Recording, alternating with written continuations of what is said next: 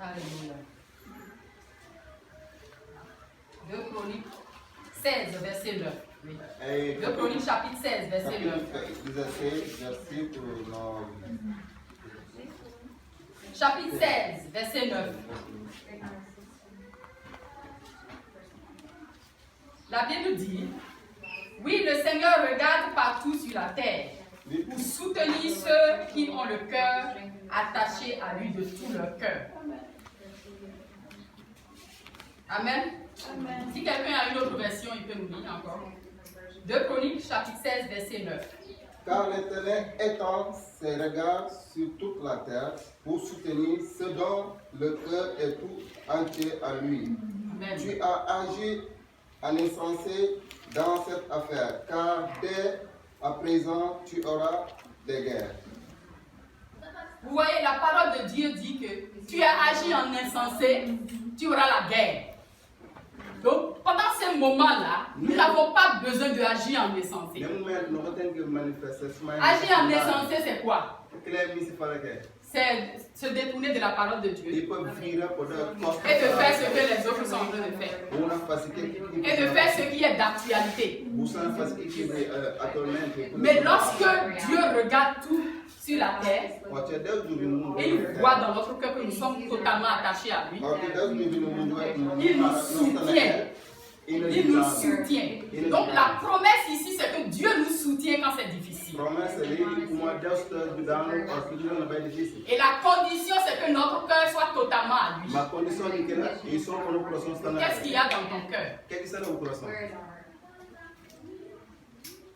Il dit, lorsque notre cœur est totalement à lui, il nous soutient quand c'est difficile. Il a promis de nous soutenir. Donc quand on dit à quelqu'un, je vais te soutenir, ça veut dire que la personne, ça ne va pas. C'est quand ça ne va pas qu'on a besoin de soutien, n'est-ce pas? Donc Dieu promet de nous soutenir quand ça ne va pas. Mais il donne comme condition que notre cœur soit totalement à lui. Donc je ne dois pas partager mon cœur avec quelque chose. Je ne dois pas laisser l'inquiétude, la peur dans mon cœur. Je dois les chasser. Je dois leur dire qui je suis.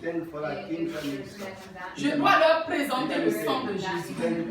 Je dois leur présenter la puissance de la croix. Amen. Amen. Job pouvait dire, ce que je crains, c'est ce qui m'arrive.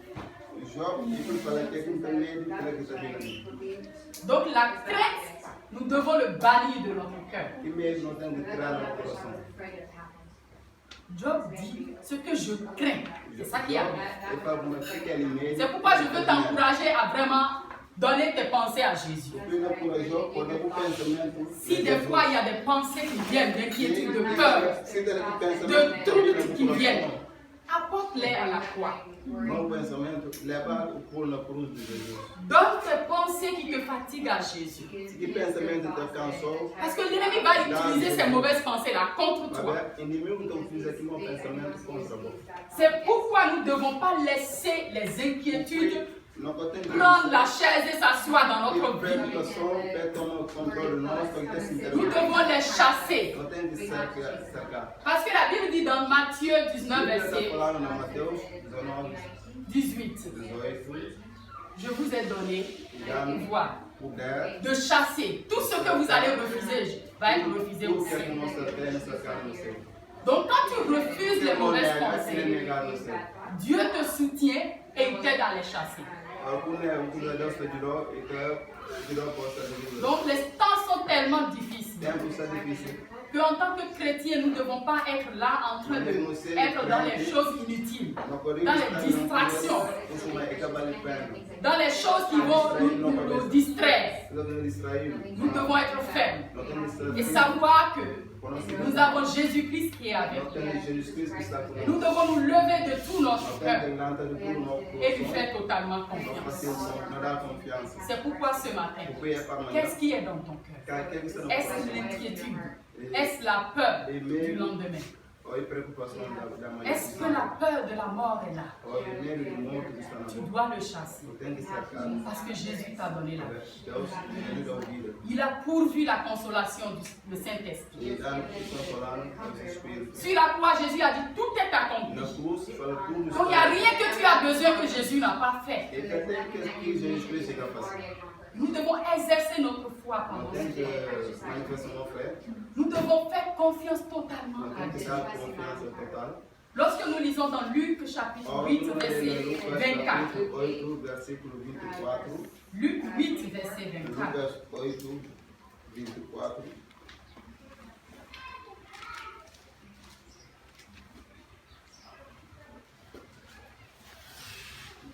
Luc chapitre 8, verset 24. Qui dit, les disciples s'approchent de Jésus et ils le réveillent en disant, Maître, nous allons mourir. Jésus se réveille et menace le vent et les grosses vagues. Alors la tempête s'arrête et tout devient calme. Jésus dit aux disciples, où est votre foi? Ils ont très peur et ils sont étonnés. Ils se disent entre eux, qui donc est cet homme? Il commande même au vent et à l'eau, et il lui obéit. Amen.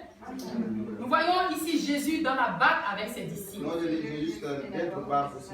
Jésus est présent dans la barque. Mais il y a un grand vent qui s'est levé. Et les disciples, ils ont fait tout leur possible. Et à un moment donné, ils ne pouvaient rien faire. Ils ont appelé le secours de Jésus. Ils l'ont réveillé.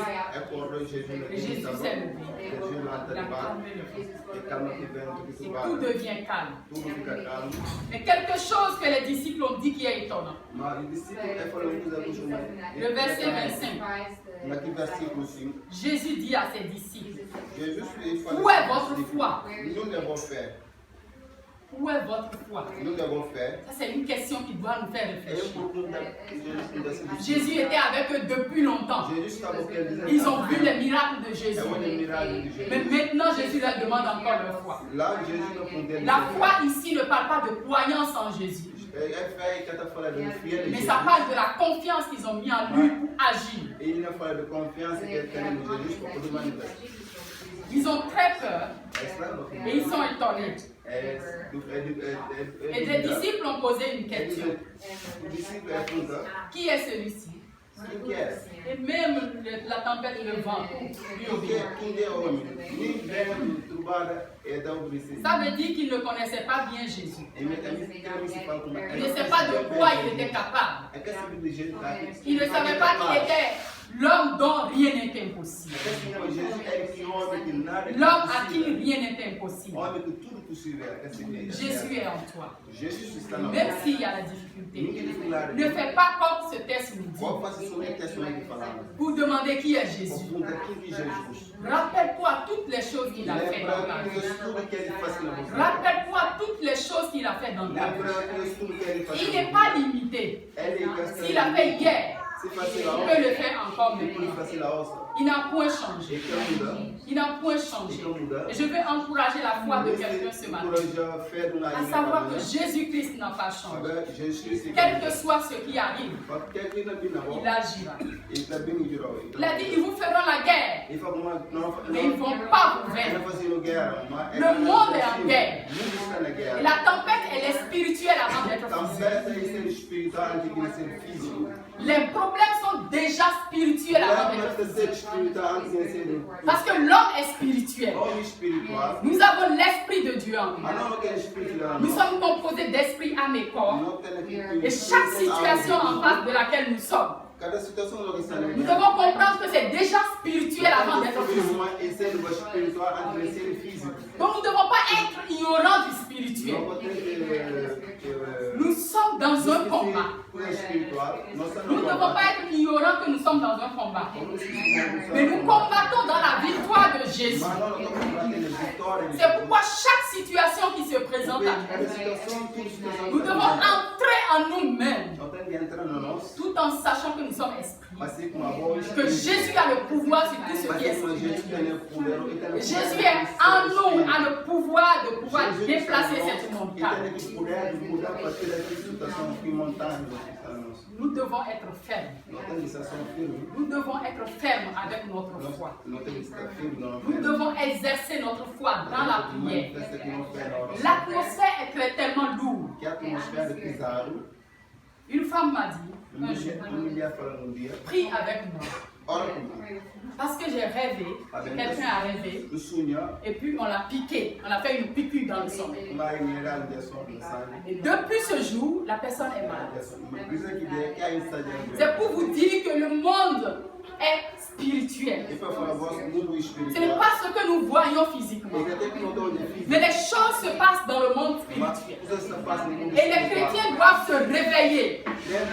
Tout en sachant que nous ne voyons pas seulement ce qui se passe. Mais dans notre esprit et dans notre foi, nous devons développer notre esprit dans la prière. Pour rentrer dans le spirituel avec la puissance du Saint-Esprit. Pour que Dieu nous révèle ce qui se passe. La maladie a été injectée dans le sommeil. Ça, c'est une œuvre de l'ennemi. Lorsque tu es malade, lorsque tu te sens faible, est-ce que tu cours seulement avec les médicaments? Est-ce que la première des choses est courir vers le docteur? Mais en tant qu'enfant de Dieu, la première des choses, c'est de prier. C'est de demander la puissance de la guérison que Jésus a donnée à son Jésus. Mais si tout le monde est en train de courir vers les docteurs, premièrement, les médicaments soignent, mais c'est Jésus qui guérit.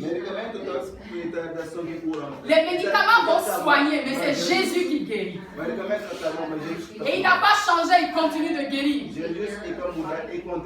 Celui qui croit, il trouvera la guérison qui se trouve dans le sang de Jésus.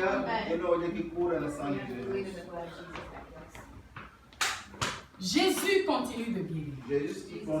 Il continue d'agir. Il relève. Il agit par sa main puissante. L'esprit de mort est déchaîné. L'esprit de la maladie est déchaîné. Et tu n'as pas le droit de dormir. Tu n'as pas le droit de laisser ta vie spirituelle dormir. Tu n'as pas le droit d'attendre que les autres prient pour toi. Tu n'as pas raison à dire prier pour moi, mais c'est prier avec moi. Prier pour moi et prier avec moi, c'est différent. Si toi-même tu ne pries pas, les temps sont difficiles. Les temps sont vraiment difficiles. Et tu n'as plus le droit de compter sur la prière des autres seulement. Tu n'as plus le droit de dire telle personne vient faire. Mais c'est le moment où tu vas exercer ta foi. C'est le moment où tu vas rougir le lion qui est en toi. Le lion qui est en toi, tu dois rougir ce lion-là. Et c'est seulement avec la parole de Dieu et la prière que nous pouvons tenir. Nous sommes inébranlables lorsque nous appuyons notre foi sur la parole. Nous sommes intouchables méchants lorsque nous faisons totalement confiance à Dieu. Que cela quitte les mots et ça devient une réalité dans ta vie. C'est une parole. Mais une parole, quand on le prend personnellement, ça devient la vérité. Alléluia. Que le Seigneur ouvre l'esprit de quelqu'un ce matin. Que le Seigneur ouvre les yeux de ton cœur. Pour que tu puisses comprendre que les temps, on doit vraiment attacher les ceintures. Nous sommes dans une zone de turbulence où le monde a besoin de la manifestation de la puissance. Et tu dois te lever comme un seul homme. Tu ne dois plus fermer la bouche à côté des gens qui sont malades. Tu ne dois plus fermer la bouche dans ton quartier. Mais tu dois te lever et proclamer que Jésus-Christ n'a pas changé. Tu dois exercer ta foi et imposer les mains aux malades. La Bible est claire. Nous devons prier. Il avait dit que tu vas imposer les mains aux malades et les malades seront. Mais l'ennemi veut nous intimider pendant ces derniers temps. Il veut nous faire croire autre chose. Et c'est notre responsabilité de dire non. Au nom de Jésus, j'impose les mains aux malades. Je n'impose pas les mains pour être contaminé dans une pensée mauvaise. Mais si j'ai la foi et je crois que Jésus peut guérir, et Jésus me donne l'opportunité d'imposer les mains pour prier, je dois exercer ma foi. Je dois compter sur la parole de Dieu. Il ne m'a pas dit simplement de prier, mais il m'a dit j'imposerai les mains aux malades et les malades seront guéris. Les malades de ta famille, les malades de ta maison, ils doivent recevoir la guérison. Je suis rentré dans ma chambre. J'ai dit Seigneur, Emma est malade. Les parents sont en train de venir. Mais je t'ai demandé de la guérir. Parce que tu es le docteur par excellence. Tu n'as point changé. Je ne veux pas que ses parents viennent pour aller à l'hôpital pour la voir. Parce que nous avons un Dieu qui est vivant. Le Dieu qui nous a sauvés, il n'a pas de. J'ai réveillé Jésus qui est dans la barque. J'ai dit Jésus, lève-toi, la barque est en train de bouger. Nous avons besoin de toi dans cette maison. Nous avons besoin de ta grâce. Je vais te dire, lorsque tu sens des malaises dans ton corps, lorsque tu sens que tu as mal dans ton corps et tu laisses la chose se développer, c'est toi qui as choisi. Mais lève-toi. Tu dis je parle à cette maladie dans mon corps et je déclare que Jésus-Christ a vaincu par ses blessures. Et cela sera fait selon ta foi. Et c'est ce que Jésus-Christ a fait. Et elle est sortie victorieuse de l'hôpital. Elle est sortie victorieuse de l'hôpital. Parce que Jésus n'a pas changé. Il continue d'écouter nos cris. Lorsque tu ne cries pas à Dieu et tu fermes la bouche, les choses vont tomber sur toi. Comment quelqu'un peut avoir un ticket pour entrer et rester au dehors? Notre ticket pour entrer en ce moment, c'est la foi que nous avons en Jésus. Nous devons exercer notre foi, chers frères et sœurs. Nous devons nous lever pour dire Seigneur, tu es la vie. Là où ils ont proclamé la mort, nous proclamons la vie. Là où ils ont proclamé la maladie, nous proclamons la guérison. Et c'est ce que Jésus est capable de faire. Tu dois te lever dans la prière pour chasser la maladie de ta maison. Pour chasser la maladie de ta maison. Pour entourer le sang de Jésus de ta maison, de ta vie. Parce qu'il est la vie. Il n'a point changé. Il est la vie. Nous devons revoir notre vie. Nous devons revoir notre cœur. Ne laisser rien prendre la place de Dieu. Parce que les yeux de l'Éternel parcourent la terre en ce moment. Et il regarde ceux dont le cœur est totalement arraché. Je t'en supplie, ne partage pas ton cœur avec quelque chose. Je t'en supplie au nom de Jésus. Ne partage pas ton cœur avec quelque chose. Parce que les temps sont mauvais. Les nouvelles sont graves. Et tu ne connais pas ton tour. Tu ne connais pas ton tour. Jésus-Christ revient bientôt. Jésus-Christ revient bientôt. Et il reviendra te trouver avec quoi? Il reviendra te trouver en train de faire quoi? Nous devons être sensibles à ce qui se passe autour de nous. Et nous lever pour proclamer la bonne nouvelle. Et partager le nom de Jésus qui sauve. Ne laissons pas les gens mourir sans Jésus. Ne laissons pas nos familles mourir sans Jésus. Les gens ont besoin des paroles de la nouvelle de Dieu. Ils ont besoin de la bonne nouvelle. Ne rate aucune occasion. Ne rate aucune opportunité que Dieu présente devant toi. Les temps sont dangereux et nous devons saisir l'occasion. Il a dit de prêcher, même si c'est favorable ou non. Ne cédons pas la peur, la panique qui nous semonde. Il a dit même si l'occasion n'est pas favorable, prêche la bonne nouvelle. Paul a encouragé Timothée Que ça soit bon ou mauvais. C'est bon ou mal. Continue à te proclamer. Même si tu vois que tu es dans un combat, proclame la victoire de Jésus. Proclame la victoire qui se trouve dans le sang de Jésus. Je veux nous encourager à tenir debout. Nous allons faire cette prière. Nous disons, Seigneur, tu es la vie, tu es la guérison, tu es la résurrection. Il y a la victoire dans ton nom. Il y a la victoire dans ton sang. Tu vas chasser la peur. Tu vas proclamer la vie. Tu vas proclamer le sang de Jésus sur ta vie. Tu vas proclamer la vie de Dieu dans ta famille. Il y a la vie.